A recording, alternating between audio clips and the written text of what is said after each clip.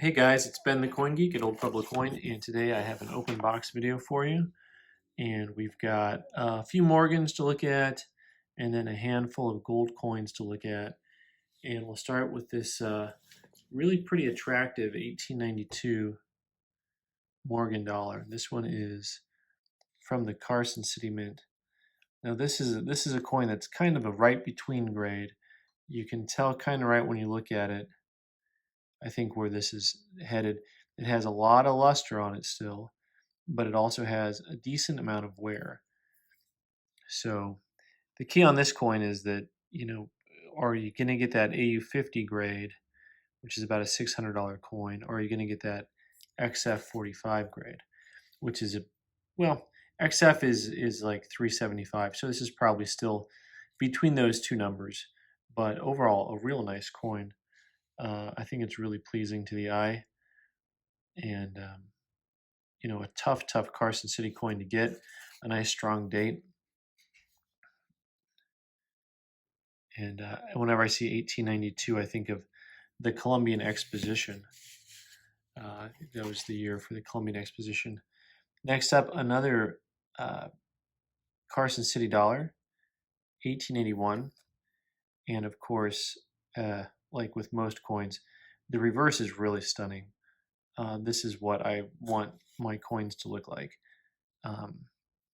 It's got that nice blast white look, super satin finish, gentle contact marks throughout. Not a ton of contact marks. Real gem state. The obverse of the coin has a lot of chatter marks to it, a lot of contact marks. You see up close that that's a lot of heavy hits across the cheek and the field and the neck. And this coin was graded mint state 62, which I think is a fair grade. Could have called it a 63, but 62 is probably fair.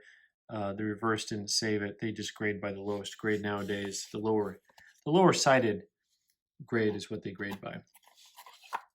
And we're going to come back to that mint state 62. This one, we'll have fun. You guys can kind of take a look at this coin and guess what they graded this Saint-Gaudens.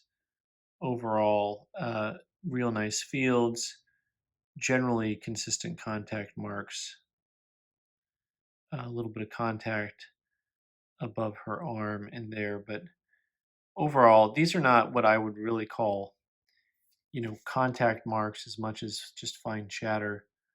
The only thing that really catches your eye is that little mark under the TY in Liberty. And then the reverse of the coin also really nice, gentle, lustrous coin. And I'll tell you, my opinion of the coin is that this is above average. So if you work with the old terminology, an average uncirculated coin would be mint state 63, below average mint state 60, 61, 62. And then above average, a 64, 65 would be like a choice BU or a gem. So they called this one mint state 62. We're going to keep the 62 theme going here for a little while, actually. Because the next coin up is this 1903 $2.50 gold piece. And this coin also is mint state 62. Now we're going to come back to these. I got a couple more gold coins to show you after this, but we're going to come back to the mint state 62. Overall, just some fine hairlines on the coin, good eye appeal, and we're going to move on without any other commentary for now. So this was this $3 gold piece, and this one you can see right away that the lines on it don't move well, there's lines, first of all. They don't move in a direction you want them to move. They come across this way, and they dance the other way. So this coin has been cleaned. We knew it had been cleaned going into it. It's for a customer, but really you want to make sure that it is authentic. They really wanted to have it housed in a holder saying that it was real. Nice AU coin, just has that cleaning on the back to it. So they wanted to make sure that it was real and get it in a holder. And lastly, to me, this is just a super fun coin. 1849, if you follow the station here, this channel, you've seen this coin before.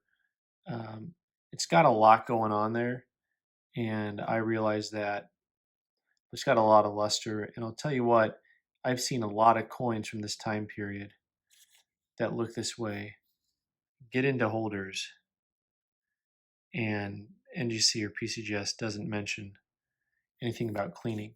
Now, of course, this one they did, which I'm okay with. I mean, to me, on this looks, you could just call this pocketware. I mean, you leave a gold coin in your pocket. If you left this gold coin in your pocket for a week, I mean, one that looked decent, it would come back looking kind of bright and shiny like this. It doesn't actually have any hairline cleaning to it. There's no like signs of intentional cleaning. It's just pretty bright. But overall, it's a neat coin. I don't see too many things from that early a time period. Now, I told you to come back to the mid-state 62 scenario because really, a mid-state 62 should be a coin that is below average, right?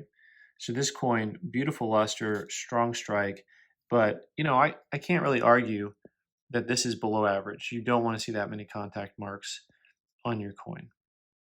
So go ahead and call it a 62, even though the reverse is gorgeous. I still argue that we should have split grading again.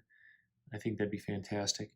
And you compare it to this coin, which contact marks are not many. They're not heavy. And much like in football, they have different levels of what would you say, personal fouls, unnecessary roughness, and you can get a 10-yard penalty or a 15-yard penalty.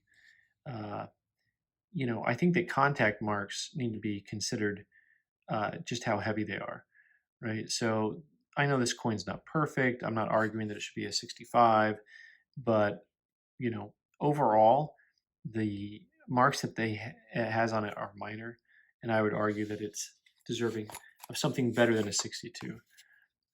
Probably the same thing with this 03 2.5, which overall is a real pleasing coin. It doesn't have those heavy contact marks to it. And maybe they just say, hey, these fine lines on here, we don't like them, and we're just going to call it what we call it. But anyway, I'm a little not short on words. I just happen to think that these coins here should be graded nicer than 62s. That's all. So anyways, leave your comments in the box in the comments section, whatever it's called nowadays. Thanks so much for watching. I'm Ben, the Coin Geek. You can subscribe by clicking on the button in the corner and watch more videos on the right side of the screen. Thanks.